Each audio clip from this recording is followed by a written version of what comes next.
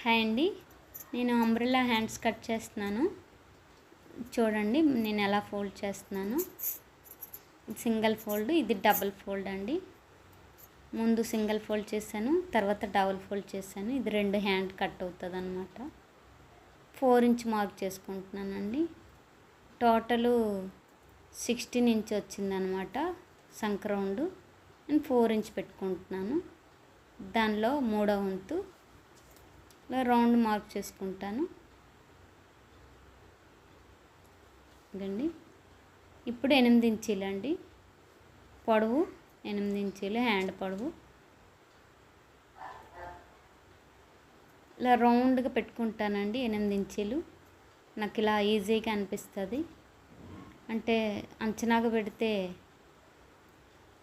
ఎక్కడైనా తేడా వస్తుంది కదా, అలా రాకుండా మార్క్ చేసి పెట్టుకుంటాను. జరిపోకుండా చూసుకోవాలండి, అటు ఇటు జరిపోకుండా చూసుకోవాలి.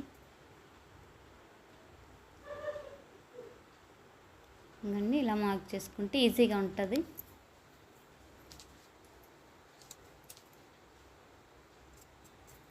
సంక రౌండ్ కట్ చేసి పై రౌండ్ కట్ చేస్తాను. నేను భుజంకి అదే హ్యాండ్ కిందకి కూడా కాట్ పెట్టుకుంటానండి. ఇది కిందకి, ఇది భుజం వైపు.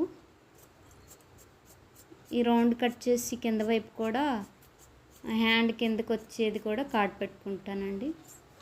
రెండు నాకు చాలా ఈజీగా అర్థమైపోద్ది.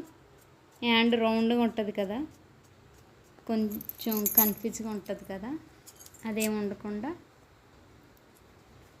మార్క్ కాట్ పెట్టుకుంటే ఈజీగా అర్థమైపోద్ది.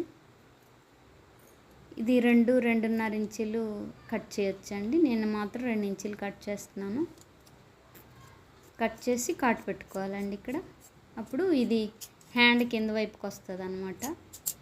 ఇంకోండి ముందు ఒక హ్యాండ్ కట్ చేశాను, అది 10 ఇంచీలు చూపిస్తాను. ఇదండి హ్యాండ్. చాలా ఈజీగా ఉంది కదా. మీకు నచ్చిందా? నచ్చితే లైక్ చేయండి, షేర్ చేయండి, సబ్స్క్రైబ్ చేయండి. నా ఛానల్ సపోర్ట్ చేస్తున్నందుకు ధన్యవాదాలండి. చాలా ఈజీగా అర్థమైపోద్దండి. మీకు అర్థమైందా?